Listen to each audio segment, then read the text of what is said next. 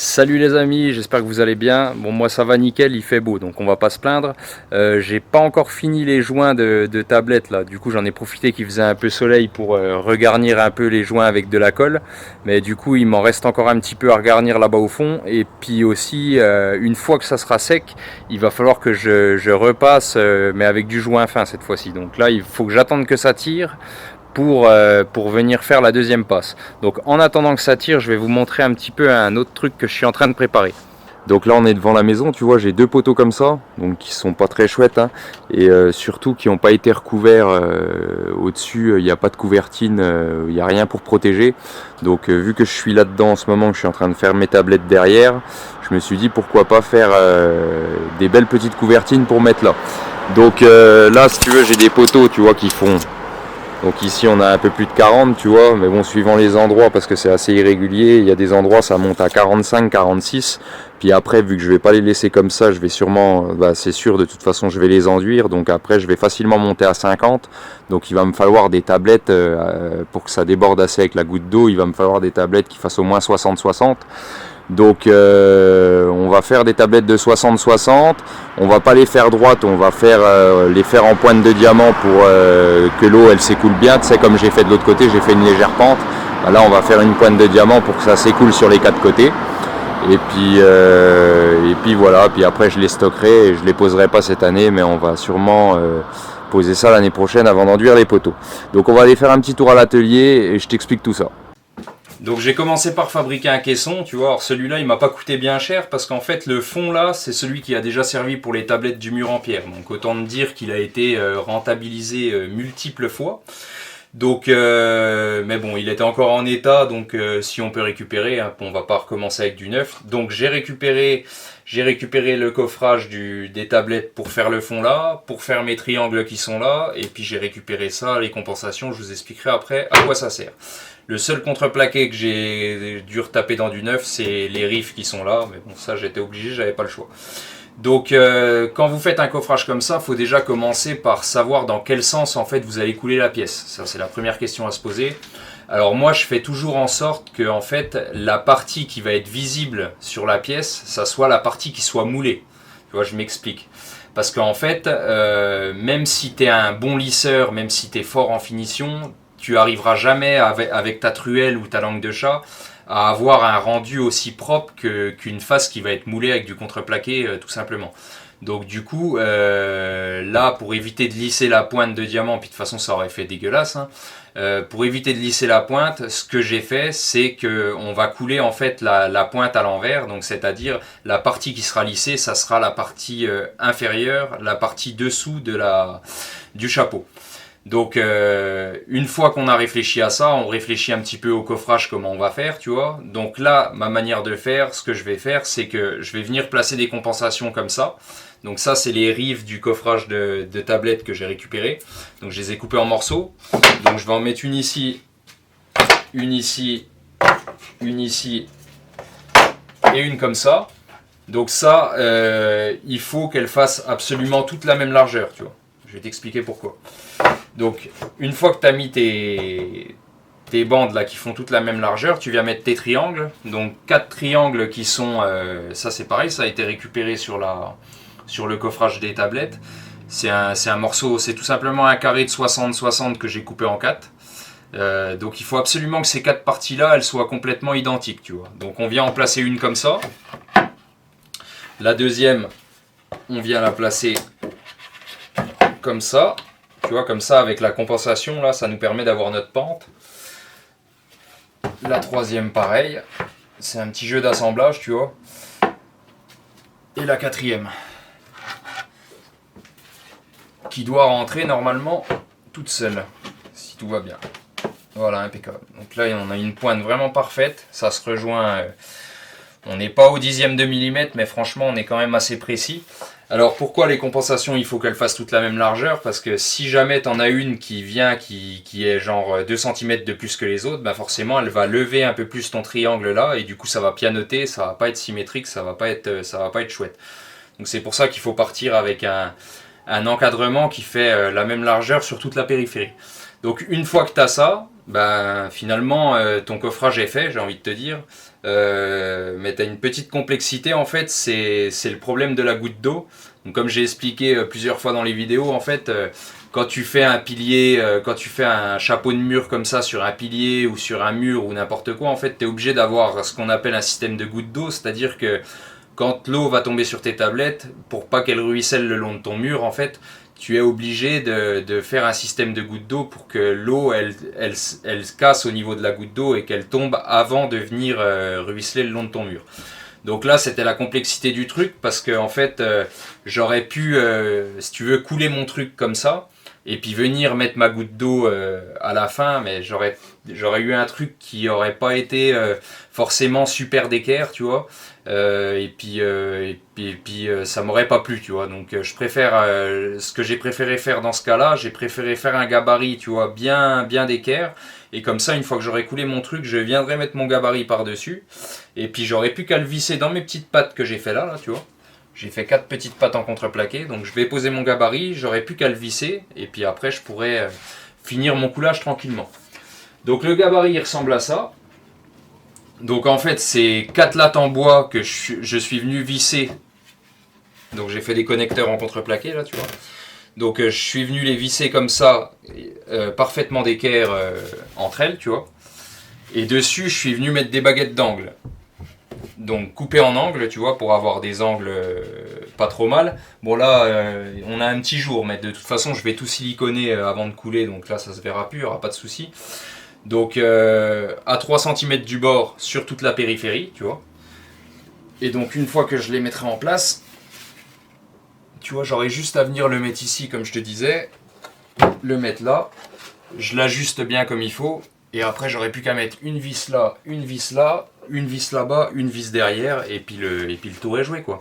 Donc je suis venu percer des trous là dans mes lattes, pour qu'en fait, quand je vais venir couler ma pièce et poser mon gabarit par-dessus, tu vois, en fait, quand je vais taper et que je vais vibrer, tu vois, l'air il va vouloir ressortir. Et pour pas qu'il se retrouve emprisonné sous les lattes, parce que là, tu vois, ça couvre complètement.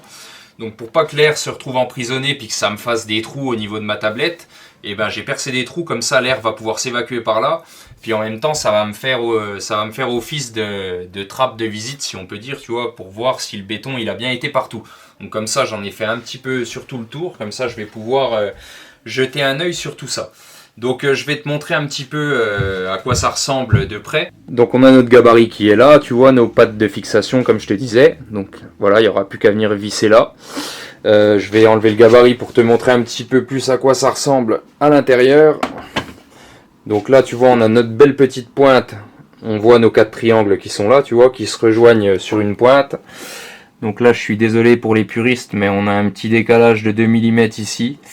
Ne m'en voulez pas. Bon, je pense que le résultat sera pas mal quand même. J'ai essayé de faire au mieux, mais bon, c'est pas... On n'est pas dans la perfection à 1000%, donc je suis désolé pour ceux que ça va tracasser. Mais voilà, ça va donner ça. Je sais pas si on se rend bien compte, mais on a une pente qui est pas trop mal. Je voulais pas faire plus, hein. Je pense que là, ça va se voir assez, ça va être pas mal. Et puis là, du coup, maintenant, de toute façon, le coffrage est fini. Ce qui va nous rester à faire, ça va être de visser aux endroits où j'ai pas mis de vis. Là, pour l'instant, c'était juste pour vous montrer. Donc, je vais revisser bien dans les angles. À cet endroit-là, je pense même pas que je vais, tu vois, les triangles, ils bougent plus. Donc, je pense même pas que je vais venir visser. Ou si je viendrai peut-être juste mettre une vis au bout de chaque côté, tu vois, pour être sûr que ça bouge pas. Mais voilà, ça suffira largement. Et la chose importante à faire avant de couler, c'est que je vais venir mettre du silicone sur toute la périphérie et du silicone à tous les joints en fait, parce que comme je t'ai expliqué la dernière fois, en fait, quand tu mets pas de silicone, et ben quand tu coules, tu as de la laitance qui va se barrer par là, et du coup ça fait de la ségrégation, ce qui veut dire qu'en fait on voit le caillou après, tu sais, ça fait pas propre, ça fait pas sérieux. Donc du coup on met du silicone partout et quand tu démoules le truc, tu as vraiment l'impression que c'est une pièce qui est sortie d'usine, quoi. Donc silicone partout et puis ensuite une fois qu'on a tout siliconé, on met un petit peu d'huile de décoffrage partout pour préserver un peu la vie du coffrage et puis pour avoir un meilleur rendu, quoi. Donc je vous montre toute la préparation comme ça en accéléré et je vous reprends juste après pour le coulage du béton.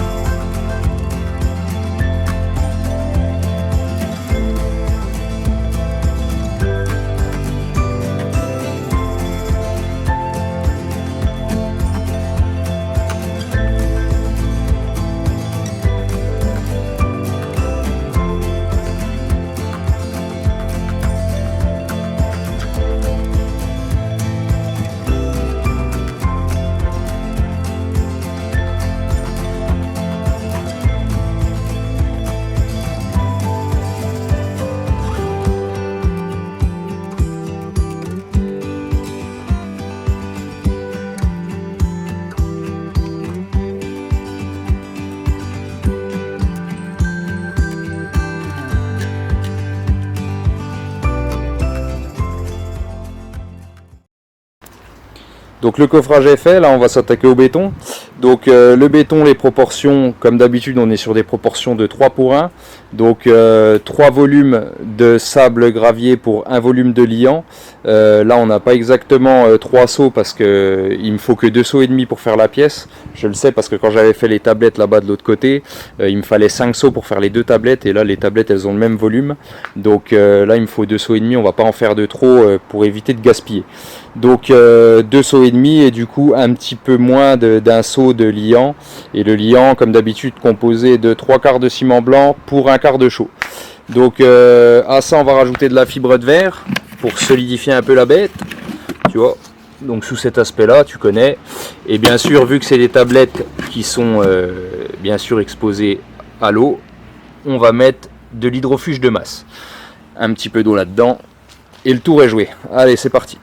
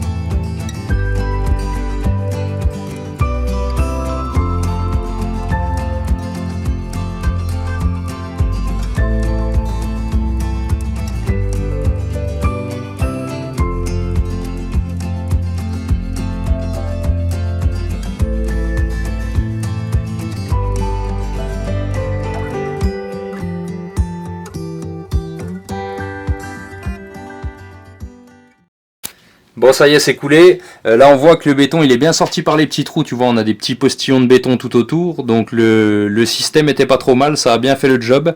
Bon, je vais pas te montrer dans les trous parce que tu verras rien. Mais moi, je vois que le béton, il est bien monté jusqu'au dessus. Donc, a priori, on ne devrait pas avoir de flash. Ça, il n'y a que le décoffrage qui nous le dira. Donc là, on va laisser sécher pendant à peu près une semaine. Et puis, on se retrouve dans une semaine pour le décoffrage. Donc là, ça a bien séché. Donc ce qu'on va venir faire, c'est que je vais essayer d'enlever le gabarit là sans le démonter. Donc normalement, vu que les baguettes sont coniques, ça devrait pouvoir s'enlever facilement, mais on peut pas prévoir à l'avance. Donc on va essayer de le sortir comme ça. Si ça sort pas, tant pis, je le démonterai. Donc une fois que j'aurai enlevé mon gabarit, j'aurai juste mes côtés à venir enlever là. Et une fois que tous mes côtés seront enlevés, ce qu'on va faire, c'est qu'on va faire basculer la pièce vers moi. Donc c'est pour ça que j'ai préparé des petites cales en contreplaqué là pour que ça vienne appuyer dessus, puis que comme ça on risque pas de l'abîmer. Et j'ai mis des petits carrés de mousse là que j'ai découpé juste avant. Comme ça, le côté goutte d'eau là, il viendra appuyer là et je limite les risques de casse. Donc voilà, j'ai sorti la perceuse, j'ai sorti des petits coins aussi pour démouler la pièce une fois qu'elle sera sur champ. Des fois ça colle un petit peu à l'intérieur, on sait pas trop comment ça va se passer. Donc j'ai fait des petits coins en bois, donc le bois moins dur que le béton, donc du coup ça risque pas d'abîmer la pièce. Donc j'ai préparé 2 petits coins pour sortir ça plus facilement, et puis la visseuse pour dévisser tout ça, le petit maillet pour taper au cas où. Et puis voilà, feu, on peut y aller.